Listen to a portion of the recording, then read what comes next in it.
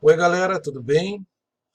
Parte 2 das verminoses, começando com a cisticercose, que é também causada pela tênia, só que ao contrário da teníase, que é a outra doença causada pelo mesmo verme, a cisticercose ela é adquirida mediante a ingestão de ovos da tênia, né? E os ovos da tênia eles só são veiculados mediante fezes humanas, né? Então, se você relembrar o ciclo evolutivo que a gente viu na ingestão da carne contaminada com cisticercos, a gente adquire a teníase e quando defecamos, em virtude do fato da tênia, do verme, estar localizado no nosso intestino, ocorre a liberação dos proglótides grávidos nas fezes e as fezes ficam contaminadas com ovos.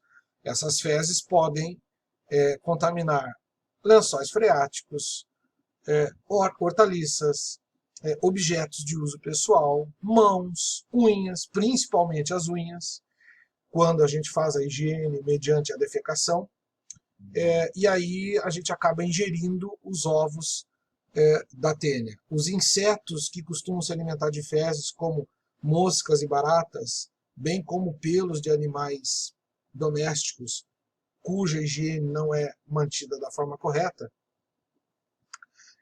nesses casos é possível a transmissão indireta também por os chamados vetores mecânicos, né? Seria um caso aí do que foi citado. Então, para trabalhar com a cisticercose, ela também é conhecida como neurocisticercose, porque como a ingestão de ovos por contato direto ou indireto com as fezes humanas, essa ingestão é na maioria das vezes acidental, né? Ninguém come fezes em sã consciência, né? Esses ovos atingem o nosso sistema digestório, eles são microscópicos, ao contrário da larva, que é macroscópica.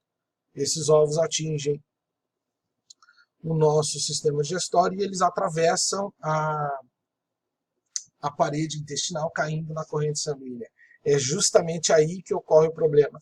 Apesar de que, como a ingestão é acidental, a gente ingere poucos ovos, eles são quantitativamente suficientes, né, perdão, para causar problemas seríssimos no nosso corpo. Os principais tecidos de alojamento são as meninges, que são as 3 membranas que revestem o sistema nervoso central, a encéfalo e medula, né, a dura mater, a aracnoide e a pia mater, e o córtex cerebral. Tá? Então, é possível acontecer de atingir a medula. Na maioria das vezes ele fica no cérebro mesmo. Pode pegar olho, pode pegar fossa nasal, os olhos podem causar cegueira, nos olhos pode causar cegueira, enfim, é uma doença bem grave. Né? Há uma média, segundo a preconização da Organização Mundial de Saúde, de um período de incubação de 2 meses, ou seja, o ovo, ao se alojar no nosso corpo via corrente sanguínea, principalmente cérebro e meninges, ele não apresenta nenhum tipo de sintoma, né? Não vai te dar nenhum tipo de sintoma. Você pode ter os ovos incubados e você não vai sentir nada, pelo menos durante 2 meses. Entre 2 a 6 meses, como a gente está citando aqui no slide, essa estrutura do ovo ela vai ser transformada em larva, no caso do cisticerco, né, a larva da tênia do cisticerco, e esse cisticerco será tomado por nossas células de defesa, principalmente os eosinófilos, né, glóbulos brancos, que vão induzir a formação de um túmulo de cálcio em torno do cisticerco. Com esse túmulo, o cisticerco não vai conseguir mais absorver nutrientes, água e acaba morrendo. O problema é que essa calcificação aumenta o tamanho do cisticerco, que passa a ter o tamanho assim, de um grão de feijão dos grandes. Né? A partir daí, ele vai induzir lesões cerebrais, em geral. Então, como é que ocorre a infecção? A autoinfecção é a maior causa da cisticercose cerebral, e justamente pelo fato de que a grande esmagadora maioria das pessoas, quando faz o ato de defecação, ela só lava as mãos, mas não escova as unhas. E é possível que ocorra pequenos resquícios de fezes acumulados nas unhas, principalmente se as unhas forem grandes, né, compridas, e onde a pessoa não apresenta um grau de higiene adequado para esse processo. Só que no caso da autoinfecção, é necessário, obrigatoriamente, que essa pessoa já tenha teníase. Então, se ela tem o verme no intestino, toda vez que ela defeca, as fezes são contaminadas com ovos. Então, para que a autoinfecção aconteça, a mão, na hora de promover a higienização após a defecação, as mãos podem ficar sujas de fezes, principalmente as unhas, e resquícios pequenos de fezes às vezes não são vistos, principalmente pelo fato do ovo da tênia não ser visível ao olho nu, ele é microscópico, né? Com isso, você vai praticar, obviamente, involuntariamente, a coprofagia, o ato de comer fezes, né? Os ovos podem contaminar via falta de saneamento básico, né? Água e esgoto, né?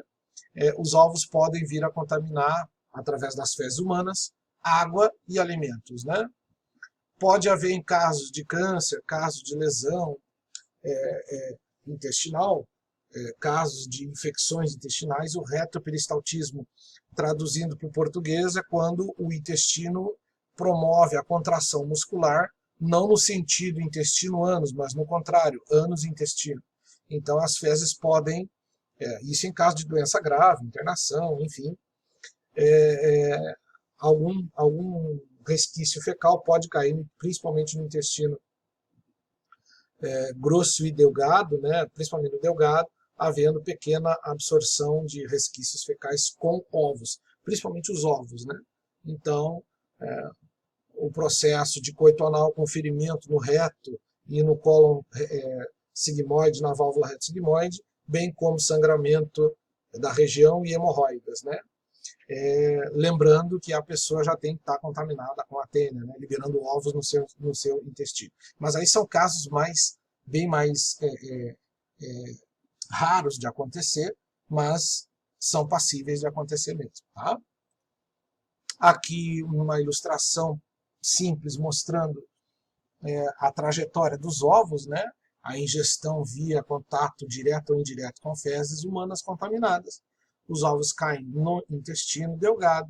No intestino delgado eles são absorvidos via sistema cardiovascular, parando principalmente no cérebro e nos olhos. Nos músculos, normalmente, a quantidade de ovos teria que ser ingerida em maior quantidade, né? A princípio, acontece a contaminação direta no cérebro, o que é grave.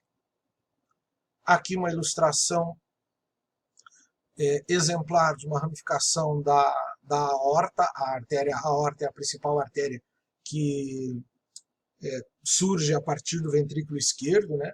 E a artéria aorta e suas ramificações que levam o sangue para todas as partes do corpo. É a artéria aorta que é a principal artéria de irrigação sanguínea do corpo, né? As suas ramificações, como eu citei, levam o sangue e os nutrientes e, acidentalmente, os ovos da tênia para as demais estruturas corporais, com destaque para o sistema nervoso. Aqui uma tomografia mostrando aqui uma mancha bem escura, que é um processo hemorrágico, aqui no caso um AVC, né? Houve uma hemorragia em virtude da presença do cisticerco, que é essa mancha mais esbranquiçada que você está vendo aqui. Aqui nós temos, próximo à região central do cérebro, alguns cisticercos destacados com a parte mais esbranquiçada. Aqui, caso grave, houve hemorragia, ruptura de vaso sanguíneo em virtude da presença do cisticerco dentro do cérebro. Sintomas principais: cefalgia, que é a dor de cabeça intensa, mesmo você tomando remédio ela não para. Você vai ter náuseas em geral, principalmente com vômitos. Vai ficar muito retraído, lerdo, letárgico, né? Vai ter desordem mental, confusão, delírio, alucinação. Pode apresentar algum tipo de convulsão epiletiforme, né? Que são resultados da presença do cisticerco na cabeça, né? Vai apresentar como resposta corporal aumento da pressão arterial dentro do crânio, com provável formação de edema. Nos casos não tratados, Apresenta-se demência, alteração cardiorrespiratória, né? São as palpitações e a dispneia, dificuldade respiratória, as convulsões, conforme eu já citei. Nos casos de infestação ocular do cisticerco, ele pode provocar retina, mancha na íris, o humor vítreo, que é o líquido presente no olho, pode ficar opaco, gerando catarata, cegueira e perda do olho, né? Mialgia é dor muscular generalizada. No caso de infestação mais grave ainda, o sopro cardíaco, a hidrocefalia, e sem tratamento nenhum, a cisticercose pode levar o paciente a óbito. Aqui uma criança com hidrocefalia. E a profilaxia, o diagnóstico, higiene pessoal com alimentos, a coprocultura, que é o exame de fezes, e no diagnóstico, no caso, tomografia computadorizada, né, identificação, conforme a gente mostrou algumas fotos, os testes de fixação imunológica do sistema complemento, que é um teste laboratorial, reação imunoenzimática, também teste laboratorial no exame de sangue, e aqui o dado da Organização Mundial de Saúde, 91,8% dos pacientes que apresentam a cisticercose têm convulsões, obviamente sem tratamento, né, apresentam convulsões semelhantes à convulsão provocada na epilepsia. Tá? Como tratar? Medicamentos antivermífugos, né, antivermes, né, os vermífugos, né, o mais usado é o albendazol, tratamento dos processos de infecção, para aumentar a imunidade, enfim, os medicamentos que tratam os sintomas generalizados, um corticoide, dexametasona e a betametasona, bastante utilizados, e medicamentos para controlar a convulsão, né? Fenobarbital, que é conhecido aqui no Brasil como Gardenal, o diazepam, que é Valium, né? O nome comercial Valium, e muito raramente algum médico se arrisca a fazer uma cirurgia cefálica, mesmo porque grande parte das vezes o cisticerco se aloja em regiões onde a cirurgia se torna inviável, não só pelo aspecto clínico, mas também pelo aspecto do custo da cirurgia, que é muito elevado. Tá? No nosso próximo encontro trabalharemos as demais verminoses. A próxima será a esquistossomose, na parte 3 das aulas de verminose. Tá? Um abraço para todos.